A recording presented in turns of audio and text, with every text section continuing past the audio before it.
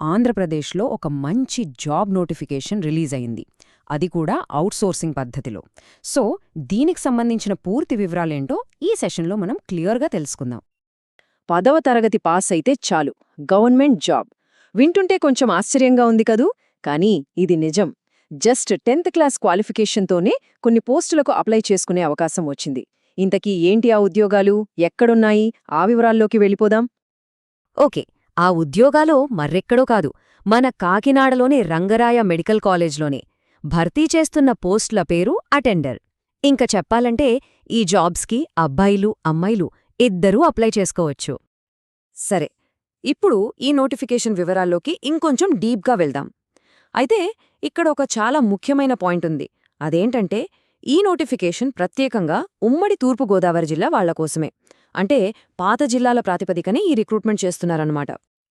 Okay, ఇక్కడ చూస్తే ఈ నోటిఫికేషన్కి సంబంధించిన మెయిన్ పాయింట్స్ అన్నీ ఒకే చోటున్నాయి. జాబ్ టైటిల్ ఏంటంటే జనరల్ డ్యూటీ అటెండర్. ఇది పర్మనెంట్ జాబ్ కాదండోయ్, అవుట్సోర్సింగ్ పద్ధతిలో తీసుకుంటున్నారు.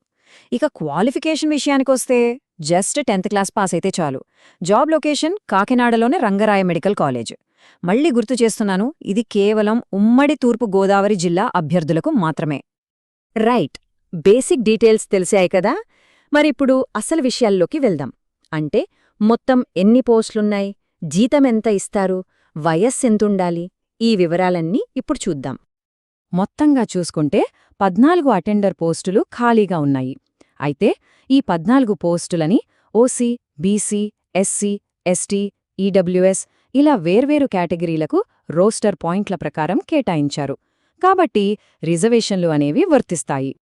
ఇక అందరూ ఎదురుచూసే శాలరీ విషయానికొస్తే సెలెక్ట్ అయిన అభ్యర్థులకు ప్రతీ నెలా 15,000 రూపాయలు జీతంగా ఇస్తారు. మరి ఏజ్ లిమిట్ ఎంత? జూలై 1, 2025 నాటికి కనీసం 18 సంవత్సరాలు, గరిష్టంగా 42 సంవత్సరాల మధ్య వయసుండాలి. అయితే ఎస్సీ, ఎస్టీ కేటగిరీలకు చెందిన వారికి ఏజ్ రిలాక్సేషన్ ఉంది. వాళ్లు 47 ఏళ్ల వరకు కూడా అప్లై చేసుకోవచ్చు. అప్లై చెయ్యాలంటే ఫీజు కూడా ఉంది. ఓసీ, బీసీ కేటగిరీల వాళ్లకు 750 రూపాయలు, అదే ఎస్సీ, ఎస్టీ కేటగిరీల వాళ్ళకైతే 500 రూపాయలు ఫీజుగా పెట్టారు. ఇక్కడ ఒక ముఖ్యమైన విషయం ఏంటంటే ఈ ఫీజుని ఆన్లైన్లో కట్టడానికి లేదు. కేవలం డిమాండ్ డ్రాఫ్ట్ అంటే డీడీ రూపంలోనే చెల్లించాలి. ఓకే, ఇవన్నీ బానే ఉన్నాయి. కానీ అసలు పాయింట్ ఏంటి? సెలెక్షన్ ప్రాసెస్ ఎలా ఉంటుంది? ఇది చాలా ఇంపార్టెంట్. ఎందుకంటే రెగ్యులర్గా చూసే జాబ్స్లా దీని ఎంపిక విధానం ఉండదు, చాలా డిఫరెంట్గా ఉంటుంది. సో జాగ్రత్తగా వినండి. ఇక్కడ స్క్రీన్ మీద కనిపిస్తోంది చూసారా? ఇదే ఈ నోటిఫికేషన్లో ఉన్న అతి పెద్ద గుడ్ న్యూస్. ఈ ఉద్యోగాలకు ఎలాంటి రాత పరీక్ష లేదు. అవును, కరెక్ట్గానే విన్నారు. No written exam. అంటే కోచింగ్లకి వెళ్ళాలి, ప్రిపేర్ అవ్వాలి, ఈ టెన్షన్ ఏమీ లేదన్నమాట. మరి పరీక్ష లేకపోతే ఎలా సెలెక్ట్ చేస్తారు అనే డౌట్ వస్తుంది కదా. దానికోసమే వెయిటేజ్ సిస్టమ్ అని ఒకటి ఫాలో అవుతారు. అంటే మొత్తం 100 మార్కులకు అభ్యర్థుల్ని అంచనా వేస్తారు. దేని ఆధారంగా అంటే 10వ తరగతిలో వచ్చిన మార్కులు, వర్క్ ఎక్స్పీరియన్స్ ఏమైనా ఉంటే అది, ఇంకా ఎంత ముందుగా 10th పాస్ అయ్యారో అనే సీనియారిటీ. ఈ మూడింటిని బట్టి సెలెక్షన్ ఉంటుందన్నమాట. సరే, మరి 100 మార్కుల్ని ఎలా విభజించారో చూద్దాం. ఇక్కడ చూడండి, మేజర్ షేర్ అంటే 75 మార్కులు పూర్తిగా 10th క్లాస్ మార్కులకే కేటాయించారు. అంటే 10thలో మంచి మార్కులు వస్తే జాబ్ వచ్చే ఛాన్స్ చాలా ఎక్కువ. ఆ తర్వాత ఒక 15 మార్కులు వర్క్ ఎక్స్పీరియన్స్కి ఇస్తారు. ముఖ్యంగా హాస్పిటల్స్లో అవుట్సోర్సింగ్ పద్ధతిలో పనిచేసిన అనుభవం ఉన్నవాళ్లకి ఇది ప్లస్ అవుతుంది. ఇక మిగిలిన 10 మార్కులు సీనియారిటీకి. అంటే 10th పాస్ అయినప్పటినుంచి ప్రతి సంవత్సరానికి ఒక మార్కు చొప్పున మ్యాక్సిమం 10 మార్కులు ఇస్తారు. రైట్, సెలెక్షన్ ప్రాసెస్ ఎలా ఉంటుందో క్లియర్గా అర్థమైంది కదా. మరిప్పుడు అప్లై చేయటం ఎలా? ఆ ప్రాసెస్ ఏంటో స్టెప్ బై స్టెప్ చూద్దాం. ముందుగా ఒక విషయం గుర్తుపెట్టుకోవాలి, ఇది ఆన్లైన్ అప్లికేషన్ కాదు, కంప్లీట్గా ఆఫ్లైన్ ప్రాసెస్. సో ఫస్ట్ ఏం చేయాలంటే కింద డిస్క్రిప్షన్లో ఒక లింక్ ఉంటుంది. దాని నుంచి అప్లికేషన్ ఫామ్ని డౌన్లోడ్ చేసుకోవాలి. తర్వాత ఆ ఫామ్ని చాలా జాగ్రత్తగా తప్పులు లేకుండా నింపాలి.